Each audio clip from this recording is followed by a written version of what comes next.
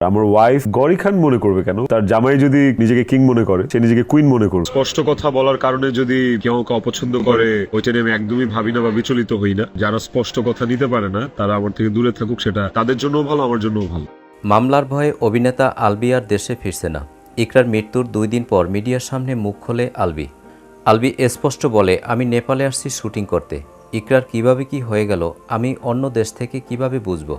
আমি কোনো কিছু বোঝার আগেই আমাকে মামলা দিয়ে বসে আছে, এমনকি আমাকে প্রধান আসামি করা হয়। এখন তো আর আমার দেশে যে কোনো লাভ নেই। আর বাস্তবের জাহির আলভি হচ্ছে অনেক ভালো একটা মানুষ।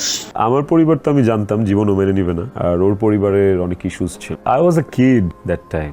19 বছর বয়স আমি বিয়ে করেছি। বলবো না যে আমার ভুল ছিল, বলতে পারি যে ওই সময়টা ভুল ছিল। বিভিন্ন সূত্র থেকে জানা যায় অভিনেতা আলবি এখন নেপাল থেকে অন্য দেশে যাওয়ার জন্য পরিকল্পনা করছেন। গতকাল পর্যন্ত আলবির সাথে যোগাযোগ ছিল সবার। দেশে আসার জন্য সবাই অনেক অনুরোধ করেছিল আলবিকে।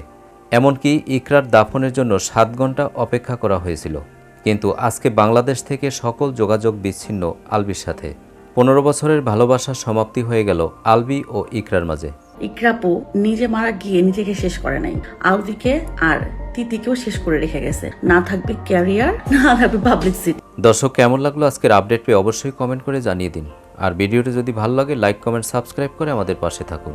ধন্যবাদ।